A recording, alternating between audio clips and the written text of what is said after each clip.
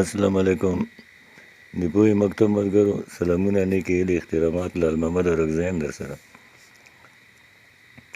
نن به زه تاسو سره په مقالې باندې خبرې کوم. داسې لنډه غونې تبصره پې کوو.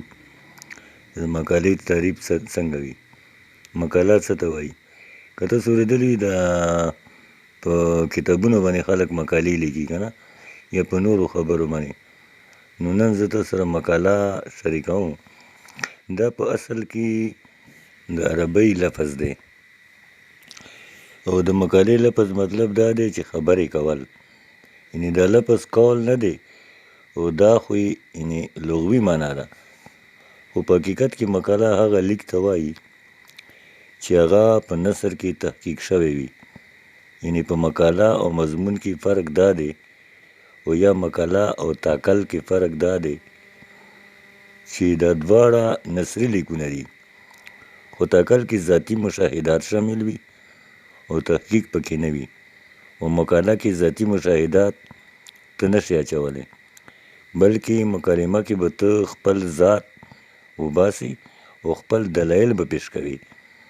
یعنې په مقاله کې تحقیق کیږي، او تحقیق په تیرو تاریخونو، ثبوتونو او بنیادونو باندې کیږي. یعنې ته چې یو داسې علمي او معلوماتي لیک کوي چې په هغې کې د خلکو حوالې هم شاملې وي، او په هغې کې حقایق هم شامل وي، بلکې هغه حقایق د خپل طرف نه شامل نه وي، بلکې د لویو سکالرانو او دانشورانو حوالې پکې وي. نو د دغه حوالو په بنیاد چې ته کوم حقیقت ته رسې، نو هغه مقاله وي. او چې کوم لیک ته په خپل ذاتي معلوماتو کوي او په خپل داخلي جذباتو یې کوي، نو هغه ته تاکل وایي. نو اوس د دې مطلب دا شو چې مقاله یو نثري لیک وي، او بیا هغه نثري لیک کې علمي خبرې وي، او په هغه علمي خبرو کې یوه خاص موضوع ټاکلی شوی وي، او د هغه خاص موضوع دپاره دلیلونه راغونډ شوي وي، او هغه دلیلونه په خپل نثري لیک کې پیش کیږي. او بیا هغه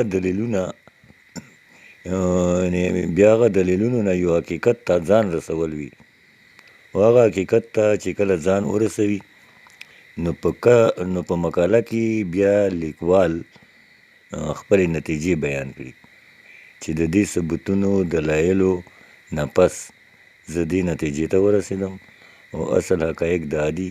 او دغه شان حقایقو باندې چې کوم نثري لیک وي، نو هغه مقاله وي. او چې کوم لیک په ذاتي تاثراتو باندې وي، نو هغه تاکل وي، یا ورته انشایه وایي. دا ملګرو لنډه غونې تبصره وه چې تاسو ته ما په مقالې باندې پیش کړه. تر بل پروګرامه پورې د نه اجازت غواړم. د لوی الله په امان.